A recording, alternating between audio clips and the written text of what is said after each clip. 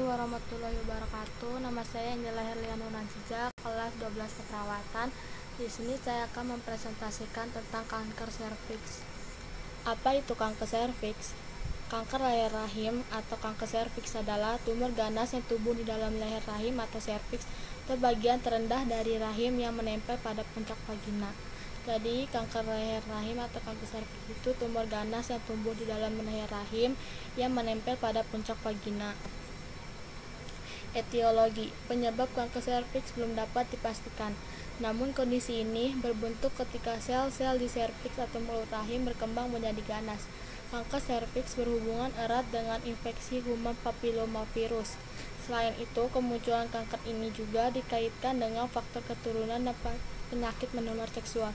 Jadi, penyebab kanker serviks itu belum dipastikan. Namun, kemunculan kanker ini bisa terjadi karena faktor keturunan dan penyakit menular seksual. Faktor resiko kanker leher rahim atau kanker serviks. Yang pertama, infeksi virus HPV human papillomavirus. Yang kedua, berganti-ganti pasangan seks. Yang ketiga, pemakaian kontrasepsi. Yang keempat, terlalu banyak melahirkan. Yang kelima, tidak menjaga kebersihan organ genital. Yang keenam, penyakit yang menekan sistem imun. Yang ketujuh, merokok dan minuman keras. Perjalanan penyakit. Yang pertama, kanker serviks stadium 0. Stadium ini disebut juga dengan kanker non-invasif atau karsinoma in situ (CIS).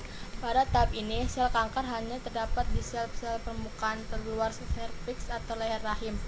Umumnya, kanker stadium 0 diatasi dengan ablasi lokal, ablasi laser atau cryogeri. Setelah pengobatan, pasien harus mendapatkan pengawasan seumur hidupnya untuk mencegah kanker kembali muncul di serviks. Yang kedua, kanker serviks stadium 1. Kanker serviks stadium 1 adalah suatu kondisi saat sel kanker telah menyerang leher rahim, tapi tidak menyebar sampai ke jaringan maupun organ lain di sekitarnya. Jadi, kanker serviks stadium 0 itu sel kanker hanya terdapat di sel-sel permukaan terluar serviks saja. Yang kedua, kanker serviks stadium 1 itu saat sel kanker telah menyerang leher rahim tapi tidak menyebar ke jaringan maupun organ yang lainnya. Terus kanker serviks stadium 1 dibagi menjadi beberapa kelompok. Pertama itu stadium 1A. Tahap ini dibagi lagi menjadi 2. Stadium 1A1. Sel kanker sudah menyerang jaringan serviks dengan kedalaman 3 mm dan mempunyai lebar 7 mm. Yang kedua, stadium 1A2. Sel kanker sudah ada di jaringan serviks dengan kedalaman antara 3 sampai 5 mm dan lebar 7 mm. Jadi stadium 1A1 itu sel kankernya sudah menyerang jaringan serviks. Terus stadium 1A2 sel kanker sudah ada di jaringan serviks. Terus ada stadium 1B. Stadium ini dibagi lagi menjadi 2. Stadium 1B1 yaitu kanker sudah bisa dilihat dan mempunyai ukuran 4 cm. Yang kedua, stadium 1B2. Ukuran sel kanker sudah lebih dari 4 cm. Jadi stadium 1B1 itu kanker sudah bisa dilihat. Terus yang kedua, stadium 1B2, ukuran sel kanker sudah lebih besar dari 4 cm. Yang ketiga, kanker serviks stadium 2. Pada stadium 2, sel kanker telah menyebar hingga keluar leher rahim dan rahim.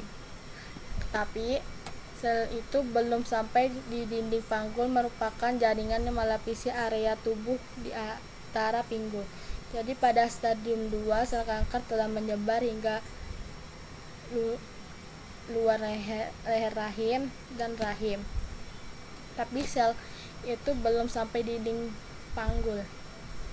Terus kanker serviks stadium 2 dibagi menjadi 2 stadium lagi, diantaranya stadium 2A. Stadium ini dibagi lagi menjadi 2, stadium 2A1. Kanker dapat dilihat tapi masih tidak lebih besar dari 4 cm. Jadi stadium 2A1 itu kanker dapat dilihat tapi tidak besar. Yang kedua, stadium 2A2, kanker sudah lebih besar dari 4 cm. Jadi kanker stadium 2A2 itu kankernya sudah lebih besar dari stadium 2A1. Stadium 2B, sel kanker mulai menyebar ke jaringan di sekitar leher rahim. Pengobatan yang diberikan biasanya berupa operasi dan kemoradioterapi. Jadi stadium 2B itu sel kankernya mulai menyebar ke jaringan sekitar leher rahim. Yang keempat, kanker serviks stadium 3. Pada tahap ini, kanker sudah menyebar ke bagian bawah vagina atau dinding panggul. Tak hanya itu, saluran kencing mungkin saja terhalang. Jadi kanker serviks stadium 3 itu kanker sudah menyebar ke bagian bawah vagina dan dinding panggul, sehingga saluran kencingnya mungkin saja terhalang. Stadium ini juga dibagi lagi menjadi 2, yaitu stadium 3A. Kanker sudah menyebar ke sepertiga bawah vagina tapi tidak mencapai dinding panggul. Jadi stadium 3A itu kankernya sudah menyebar ke bawah vagina tapi tidak mencapai dinding panggul. Terus stadium 3B, kanker sudah tumbuh mencapai dinding panggul dan atau telah menghalangi satu atau kedua saluran kencing. Terus juga kanker sudah menyebar ke kelenjar getah bening di sekitar panggul tapi tidak sampai ke bagian tubuh yang jauh. Jadi stadium 3B itu kankernya sudah tumbuh mencapai dinding panggul sampai terhalang kedua saluran kencing.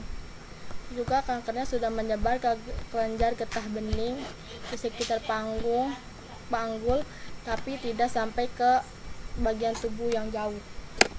Yang kelima, kanker serviks stadium 4. Ini merupakan stadium akhir dari kanker serviks. Stadium 4 kanker serviks dibagi menjadi 2, yaitu stadium 4A. Sel kanker telah menyebar ke bagian tubuh lain yang jauh dari serviks, seperti sampai paru-paru dan hati. Jadi stadium 4A itu sel kankernya telah menyebar di bagian tubuh lain sampai paru-paru atau hati. Yang kedua, stadium 4B. Sel kanker telah menyebar ke bagian tubuh lain yang jauh dari serviks sampai ke paru-paru dan hati. Jadi stadium 4B itu sel kanker telah menyebar ke bagian tubuh lain yang jauh dari serviks sampai paru-paru dan hati, sama dengan stadium 4A.